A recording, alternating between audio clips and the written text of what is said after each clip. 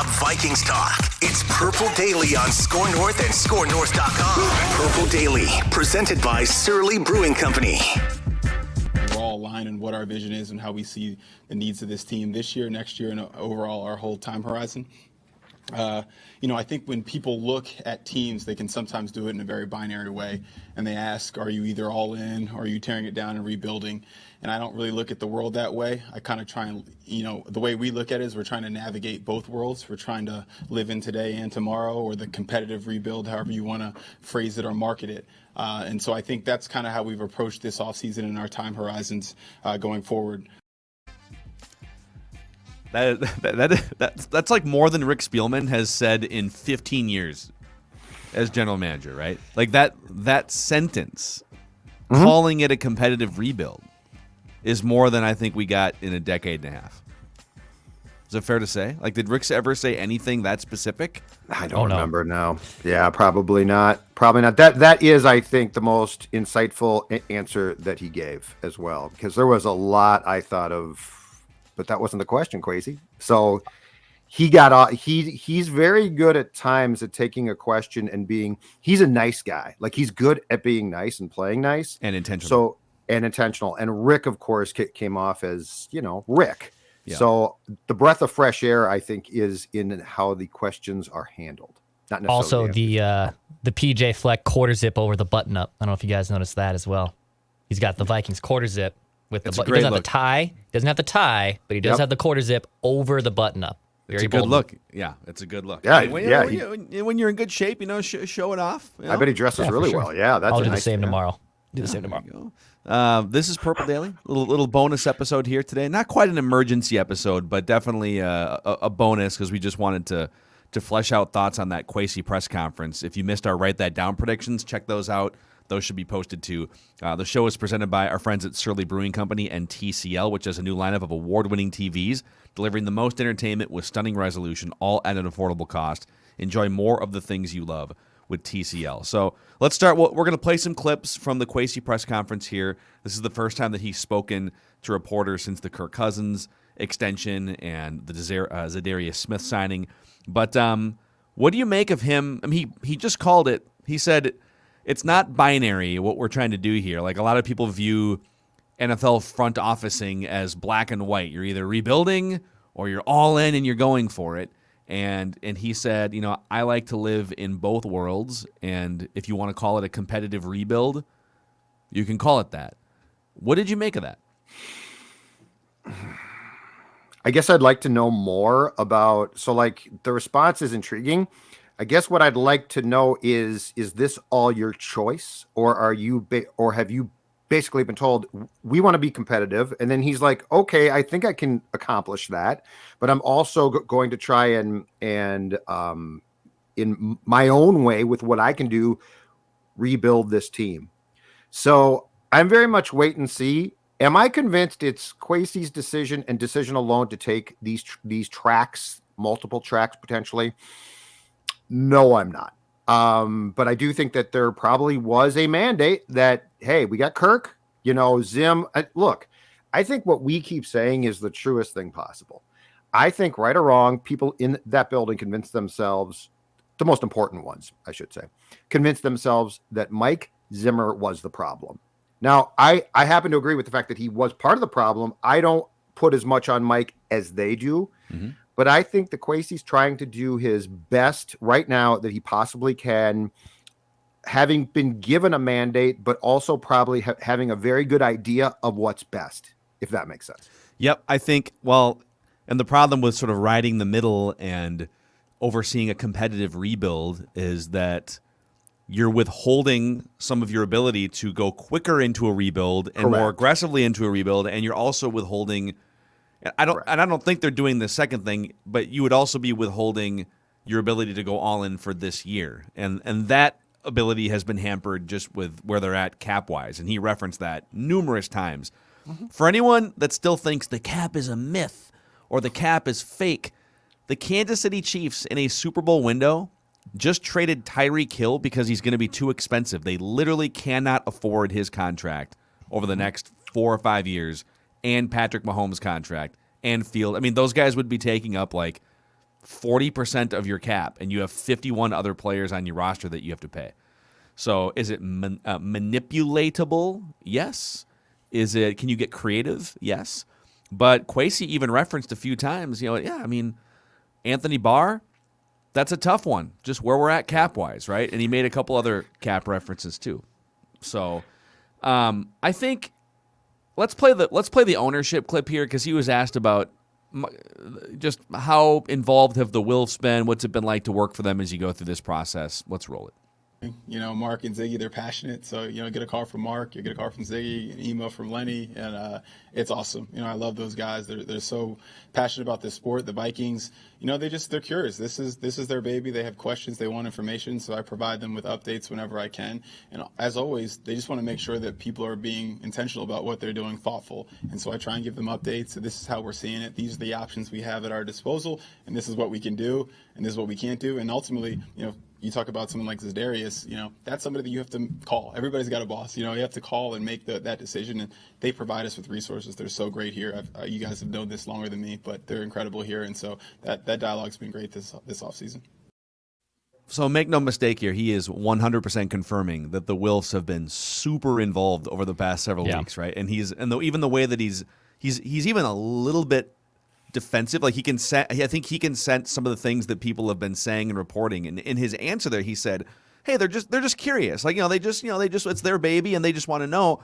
And he's kind of going that extra step and saying this is why they're so involved, and he's defending them and validating what they're doing. But it ties back into what Jubb was saying both 5 minutes ago and throughout the entire last 2 months, that they clearly want to compete as much as possible, the Wilfs, in 2022-23, and that was the backdrop by which Kwesi had to operate this offseason. Hey, don't tear this down, please. And if that's your plan, you're not going to get hired. I mean, Ryan Poles just gave the Bears the most cap space of any team in the NFL for 2023. Right. Ryan Poles might have wanted to tear this thing down. Maybe that's part of the reason why Kwesi got the job. But he is essentially confirming as much as he possibly can in these answers that, yeah, it's the edict is be as competitive as possible right now, and the Wilfs like to send emails, texts, and call me to see what's happening. I don't think it's a stretch to say that to a certain point, Kwesi's hands have been tied. Like to a certain point, he's free. Hey, go do what you want, baby, but you can't lose. Don't try and lose. So, I think he's trying to, in the nicest way possible, spin his reality, which is, I'm trying to do good things here, trying to build a team, but in the meantime, I have to make moves that I probably, or I guess more accurately, you guys, not make moves that I would like to make, because the edict when I took the job was 2022, why not us? And I'm sure he knows exactly why. Yeah. But I think the Wilfs, I really think, Phil, this comes back to a guilt from the fact that the people that own this team lost track of this team in 2021, and it turned into a disaster. And they're now completely intent on saying, we're involved now. I think there's a middle ground here. And I'm not sure that they found it. Hopefully they do as the trust builds. But I think that in 2021, they didn't know that their coach and GM weren't talking. And now they're calling a lot. So hopefully at some point in time here, we're gonna get back to where I think the Wilfs were for a long time, which is consult with us. We're very invested here, but this is your baby. And I will say, just like before we play any more clips or anything, I love this dude's demeanor. I love the way that he has handled questions and the media. He just seems like a genuinely good human and a smart guy. The way that he, I think, gently, will shoot down certain questions that he either doesn't want to answer or can't answer. Like he's got a charm and a likability about him, and you can tell that he's probably the smartest guy in the room, but doesn't have to let you know it. And he probably was given a difficult set of circumstances here, in that, hey, we want to really compete, but we're super pressed up against the cap. We've got some aging players, but we got to kind of push forward with them and also restock the cupboards going forward. And as he called it, a competitive rebuild. And I think my biggest question to all of this, even though I love the way that he has handled, I love the ZA'DARIUS Smith signing. I think there's more on the horizon. I think my question to the Wilfs and to Kwesi would be, can you really be competitively rebuilding and also avoid mediocrity? And the mediocrity question was asked of him. And it's the logical question. Like, how can you be kind of rebuilding and kind of playing for right now, and also somehow not be stuck at 7 to 10 wins, which is the biggest frustration among most Vikings fans. Yes. How are you going to win a championship? And I don't know that the current, in fact, I do know. I don't think that what they're currently doing is a championship track. Yeah, well, the Rams gave up 6 years of first-round picks because they were all in. They weren't competitively rebuilding. They were aggressively pushing to make the current product as good as possible. 2025 be damned, and it worked for them. Yeah, Kwesi referenced the fact that he's friends with former Sixers executive Sam Hinkie, which sort of scared me a little bit because that process took a long time. But the process ultimately worked. I mean, they haven't won a championship, but But Joel Embiid and I'm just saying, I'm very much, to be completely fair, very much in wait and see mode because I think it's just I think it's premature to try and judge this. The Sam Hinkie thing is really interesting. So he referenced Sam Hinkie, and I'm trying to find the year. He's been gone for like 5 years from the Sixers, but he had that job during this 4 or 5 year period where they completely stripped down the 76ers to be like a 12 to 15 win team. Mm-hmm. Stock up on as much draft capital as possible, get the top picks, right? Just get superstar players. So if one of his best friends in the sports general manager industry, that if his ethos is based around one of the most prominent tanks in professional sports history, then you wouldn't do what he's doing. No, right?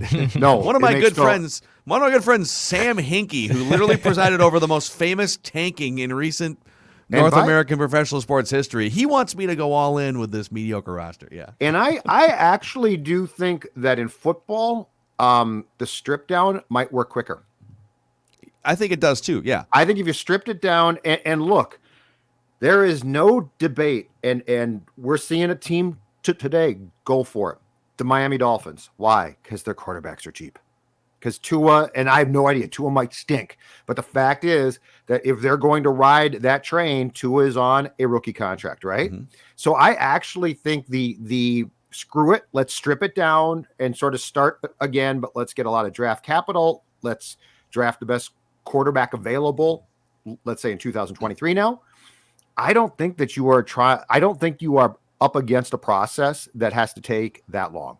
Mm-hmm. It's my opinion, but I don't. Yeah. But yes, it would be odd to be like, Hinkie is one of my best friends, but I'm going to ride the fence. It's funny. You're right. Yeah. I think at this point, because of how far they've already gone down the compete in 2022-23 path, I would almost rather them find a place to trade that first round pick. Like, I know people are going to say, well, no. You can't just do that because then you're going to have a veteran player. And well, if you can make it work cap wise and jam more money into the future, wouldn't you rather trade that first round pick for an established like Xavier? Who is it? Xavier Howard, for instance. You need a cornerback.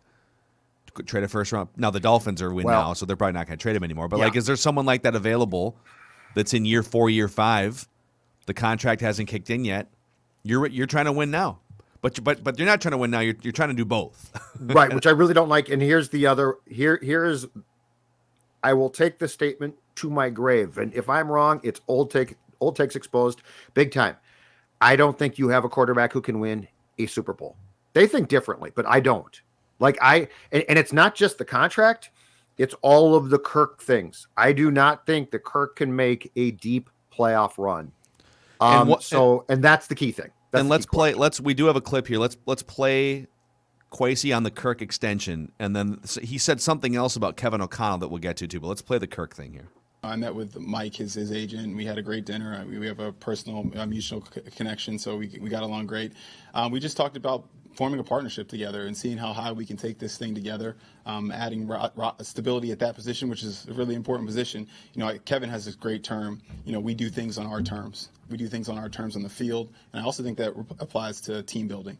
And so, getting him in the fold, getting him to buy in, I think that was really it was a win-win solution. Again, he gave up things. to make this partnership work, and we're excited to have him. And then at a different point in the press conference, he referred to Kevin O'Connell wanting to put Kirk in better situations schematically. And he talked a lot about winning in the margins, how 80% of NFL games are decided by one possession. And if you can get in more advantageous second downs and third and shorts, that these little things add up to big things. And I think all of us would agree, looking at the Vikings' antiquated offense the last several years, that even though Kirk has his own set of flaws, that he hasn't been helped at all by the antiquated scheme and coaching and defense-first mentality. So they're betting on a scheme and a better partnership between coach and quarterback, taking Kirk's game to another level. And at some point, I've got a little list of, for Kevin O'Connell, the first 3 or 4 things that you're going to need to fix with Cousins. No, his stats aren't perfect, despite what you might see out there. There's some really bad kryptonite within his game that needs to be rid of for them to reach that Super Bowl level. But they are banking on Kevin O'Connell as kind of a Kirk Cousins whisperer.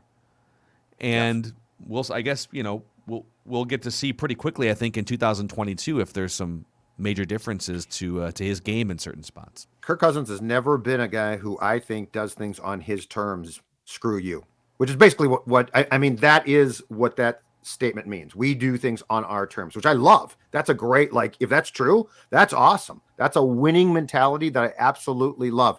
And I think that a guy and he certainly failed at times, Brett Favre attempted to do things on his terms. Great players do. Brady for sure does things on his terms. I've never seen Kirk as a guy who does that, and I don't know that schemes and coaching can get him there. Yeah, he's not a dictator. And when I say dictator, I don't mean like dictator. I mean he doesn't dictate things. The it factor. He's more of a passenger seat guy. Correct. Personality wise and everything. I love that statement. That's awesome. Can they get him to be less of a passenger seat guy and more of a dictator of the offense and the room, leadership, etc. But yeah, I mean, it is fair to say, hey, our objective is to put him in better situations schematically. Let's get some more motions pre-snap that could give him some more open receivers. Let's get him in third and short more often than third and 12, et cetera, et cetera. Mm-hmm. Don't you need, if you're going to do that too, if you're going to go down the path that they're going down, don't you need to at the very least get him somebody who's not Garrett Bradbury at center? Yes. I think the center quarterback relationship becomes extremely important. And the center should be a guy that sort of galvanizes. I mean, he's good, but he also galvanizes the line. He's the guy that can take the pressure off. He's the guy that can help. I just don't think Garrett Bradbury is conducive to doing that. No, I agree. And your Treader idea is exactly where that comes in. Yeah, I'm still on the JC Treader wagon. Yeah, there have been a lot of stories about. So he doesn't miss games, but there's been a lot of stories about the condition of his knees and how he wasn't practicing a lot last season. So maybe there's some concern. He's been in the league long enough. He's 31 or 32. So why haven't there been more teams, looking to sign J.C. Treader at this point? It's kind of weird that he's just sitting out there. There's not a whole lot of steam. So are there some injury things there that still I would take a gamble? I mean, on a 1 or 2 year contract, you kind of need a bridge center because you don't have a franchise center right now. So you could use a year or two, even if he's banged up a little bit. Hey, come play the last couple of years with the Vikings and make a run at this thing with Kirk Cousins, and the Vikings can look for a center in the draft the next 2 years. I got a crazy thought. Would they possibly try and trade back a bit in the first round and take the Hawkeyes center? Yeah. I mean, that's the thing. They need 2 cornerbacks. Yep. Where are they going to find? I mean, he did comment on Patrick Peterson, so that he's been texting with Patrick Peterson, but he referenced the cap being a tough thing to overcome with Pat. Right, but he also said, I believe, was it Collar asked him about cornerbacks? Somebody did, and specifically asked him about cornerbacks, and he talked about the fact that this scheme actually provides help for that position. Almost, I thought, implying we don't need a shutdown guy because we're actually going to, through our scheme, provide help to the corners. So would you go in on offense in the first round to shore that position up? I'm not saying I'm for it. I'm just throwing it out there as a possibility. Well, I guess I'll answer this way. If they don't address center in free agency, which, there's really not that many options. There's pretty much one option. It's J.C. Tretter. Right. Then they're in the market for a center in the draft. Like, I don't want to go into the season with Garrett Bradbury as the starting center, but I don't know. Like, they basically have two options right now. Well, maybe there's a trade option, but how many teams are trading a center right now? Like an established franchise center. Yeah, I think that would have happened before free agency because I think the team trading that player would be looking to clear some cap space, so or to get draft capital. But two thoughts though on that. I would look to draft him. Two thoughts on that. I think the Vikings need 2 cornerbacks more than they need 1 center. And it's hard to find plug-and-play rookie cornerbacks. I get that. Like, plugging in a rookie center on day one, probably a lot more achievable, right? Like, we saw Garrett Bradbury did that. They drafted him day one. He was their week 1 starting center. The only way you could probably acquire a center is if someone else drafted someone, and it's basically like, didn't they, I'm blanking on this, but didn't they get rid of John Sullivan, the Vikings did, at the last minute, or when they acquired him too? I'm blanking on the exact timelines of what had happened, but basically, if someone was going to part on their veteran center because they believe that one of their rookies is ready to step up, you would make that trade in the training camp. But that's, I think, the only real path you can have of finding another veteran center that's not J.C. Tretter on the free agent market. And see, I look at it like, I don't think Garrett Bradbury is a qualified starting NFL center. It's been 3 years. So maybe they look and see something different schematically. And the Vikings have been terrible at developing offensive linemen, so maybe they do see something in player development. But until that comes to fruition, he's a backup to me. Mm-hmm. So then they would need, going into the draft, 2 cornerbacks and a center if they don't address it in free agency. And I would actually put center at the top of that list because you can't win anything big in this league if you don't have an explosive offense in 2022. Right. And they won't have an explosive offense if they have Garrett Bradbury at center. And you've got to give Cousins every opportunity to be successful. And I do not think Garrett Bradbury playing in front of him helps him in any way. The cornerback thing, though, that I'm talking about, the Kwesi brought up and broached, which is intriguing, is we provide help there. Basically what he's saying. So Zimmer's defense put a significant onus on the corners. So, like, there was a lot to do, and there were a lot of variables that could go wrong, and you were totally screwed. Mm-hmm. What Kwesi's saying is Ed Donatell's 3-4 is going to provide those guys with help that they didn't get in Mike's 4-3. Mm-hmm. So, like, he is basically trying to say it's not as imperative that we have great players there as you guys are thinking, which is why I'm pivoting to, okay, if you're going to maximize Kirk, are they going to be thinking about the draft and how they do this differently? Because we're sort of operating under the corners being absolutely imperative to success. He's trying to say, we're going to get them some help. Yeah. It's just a different philosophy. And you don't want to be incompetent at any of these positions, but like you're not going to be perfect at any of them either. So we've already sort of seen the glass ceiling for this team with a weak interior offensive line. And so that's why I just keep going back to it. Fix it. Fix it. Well, we've never seen it fixed with Kirk Cousins too. So fix it. All right, let's play another one here. Kwesi talking about Danielle Hunter and how all of that came together.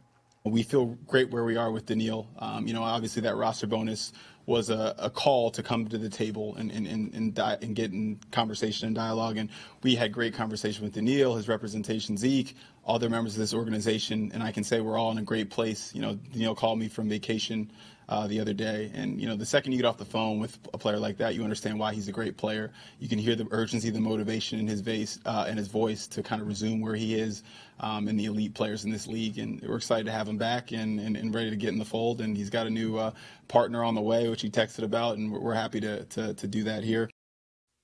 Well, just sitting in Europe, just getting an $18 million signing bonus dumped into your bank account. Send me that now. Amazing, man. Yeah, what a day for Daniil, right? Here's an $18 million. We're going to convert this to an $18 million signing bonus. So here it is in your Swiss bank account. Oh, and by the way, we signed ZA'DARIUS Smith to take pressure off you on the other side of the. Keep him happy, man. Great. I'm good with that.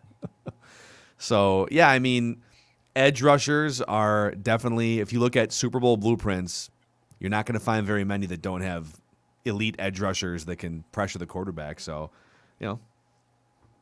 good on them for pairing these guys together, and cross your fingers on health. What did you think of the number of times that he referenced the cap? I mean, he literally referenced the cap like 5 or 6 times when asked about Patrick Peterson, when asked about Anthony Barr, it's realistic. Kirk Cousins thing. I think it's absolutely true, and I think so. I think what my read between the lines interpretation of that is very simple. I think he's trying to tell you that he is, to a certain point, being held hostage by the constraints, right?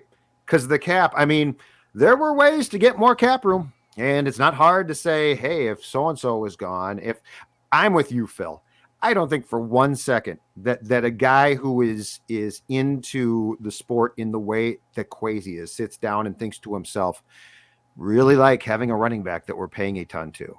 I'm sorry. I just don't. It doesn't work. And again, it has nothing to do about Dalvin. It has everything to do with, 1, he's hurt a lot.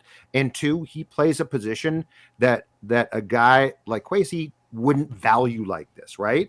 So I think the cap thing is code for I'm working within the constraints of what I'm being allowed to do. Yeah.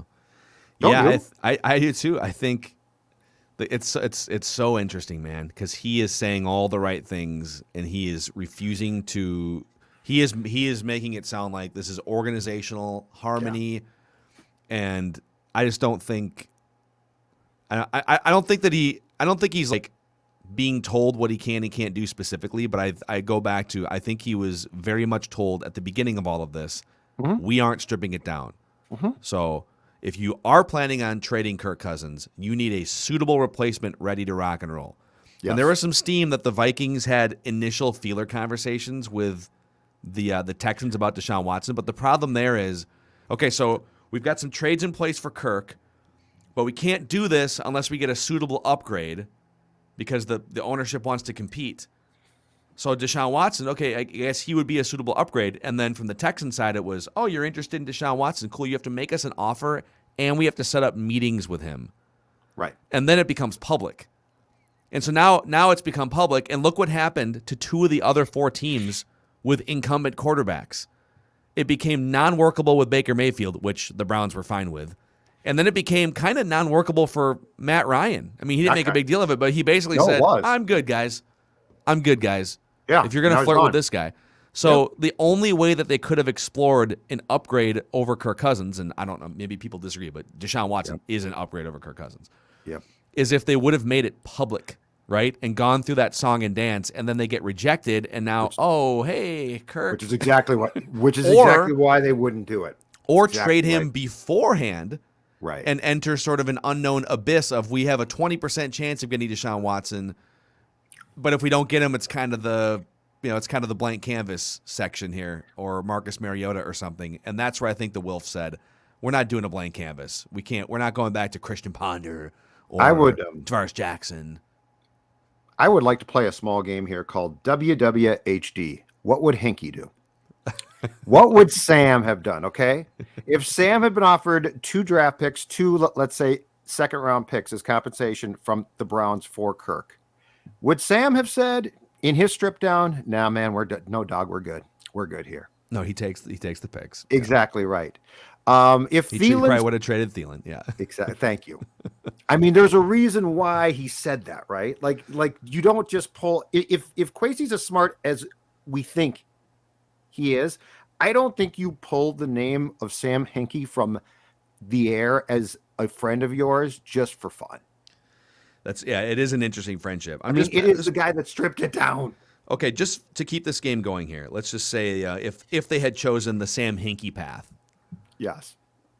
2 seconds for Kirk, let's say. Gone. So Wentz got landed a second and a third, and then Matt Ryan got a third. So a couple seconds for Kirk. What would Thielen have garnered? That's a really interesting question because in some of the trades that we've seen, receivers, they have not garnered that much. But I think you could have gotten what do you think? Deck's 3rd round pick for him? I think a third. I mean, maybe more, dude. I mean, Tyreek Hill's significantly younger and obviously a top 5 receiver now in the game. Been hurt a lot. And he's not young. Probably a third, yeah. I think. But I do that's think probably he fair trades. Expectations. Okay. Yeah. I do think he gets traded by Sam Hinkie. Let's call it a third. All right. So then Sam Hinkie's going through the roster, and he gets to Danielle Hunter. What does he do with Danielle Hunter? He might have tried to keep him as a building block guy. Because Danielle Hunter, and just to be careful here, ZA'DARIUS Smith scares me because he is coming off back surgery. Danielle rebounded from the neck just fine and suffered another sort of freak injury, but I don't think I'm that scared about him. Yeah. Like the back scares me. Hunter going into last year scared me. He doesn't scare me now, so I think he probably keeps him. But keep going on to the name Eric Kendricks because I think Eric Kendricks is gone. Okay, Eric Kendricks. He is a declining player. What would he have garnered in a trade? That's the thing is he might have gotten maybe a 4th or a 5th, and I don't even know if they can get a 4th. I don't think so. I think you could got 3rd for him. You were gonna give he's very highly regarded as a locker room guy. I guess. I don't know. And it depends if teams. Well, a smart team would not trade a 3rd. I think a football dumb team, and there's still those, would have traded a 3rd. I disagree. I think smart teams are willing to overpay if it means like a final piece to a championship puzzle. Okay, if you think that's the case, then yes. So let's. I'm just saying, as far as the declining statistical performance or analytical. So should we call it a 3rd? Sure, let's call it a 3rd. A lot of 3rds here. What about Harrison Smith? What would Harrison Smith have garnered? Sam Hinkie running the franchise here. That's a good one. I think he's still valued pretty highly, don't you guys? It's like a 2nd round pick. Okay. I don't know if it's first, but first, man, he's really good still. I mean, he's a safety who could. Now he strikes me as the type of guy that a championship caliber team would say, "Oh yeah, he's an over the top guy." Is it fair to say that between Harrison and Kirk, that you would have gotten a 1st and 2 seconds in some capacity? I think so. Okay, so let's put a 1st on Harrison. Okay. Yep. And I'll give you one more here. Dalvin Cook. Actually, wouldn't shock me if that was still a thing. If they took it, I think he's probably with the Vikings. But the injuries are going to scare teams, and they should. But the ability of the guy is very interesting. And again, if you were close to being a championship team, he could give you a dynamic that'd be really intriguing. Think he get a 2nd? Somebody give a 2nd? I think it's a 2nd, yeah. I think you get a 2nd for him. It might be a 3rd, but a 2nd. But, I mean, he is an intriguing guy. If he ever could stay healthy, he's super intriguing to me. But now he's aging, so that's another problem. Okay, so, again, this is the Sam Hinkie path here. Yeah, because we're friends. You reference Sam Hinkie. So we're going to strip this thing down. How quickly can we build it back up and trust the process? So are we assuming that all these picks would be 2022 picks, except for the 23s, maybe. There'll be a 2nd round pick for next year for the Kirk. Like the Kirk trade, the Kirk trade would probably be a 22-23. Okay, so then over the next 2 years, you would have, by our math here, 3 first-round picks. This is between this year's draft and next year's draft. 3 first-round picks. Yes. 4, 5. 5 second-round picks. Yep. So you'd have 7 picks in the first 2 rounds in the next 2 years. 4 third-round picks. So you'd have you'd have 3. Now you're moving up, and now you're packaging those to move up in drafts. Oh shoot, 8. So it's 3, 5, and 4. So over the next 2 years, you would have 12 picks in the first 3 rounds to spark your rebuild. Of course, you would need a quarterback, and you would. Anyway, still have Justin Sam Jefferson, Sam Hinkie, Danielle Hunter, and this would open up. Now you would have among the most cap space of any team in the NFL. You'd be right there, kind of with the Bears going into 2023 offseason 24. Yes. So that's what it would look. Now you would be pretty bad in 2022. You would not be competing for the NFC North Division crown, and you'd probably be like a 4-win team or something. But I'm just saying. I mean, that would have been that's what that would have looked like. If you're in trouble, say Sam Hinkie's name just once during your press conference, and we'll come get you. Sam Hinkie. Amazing. All right. All right. Well, cheers to that exercise. What should we cheers with?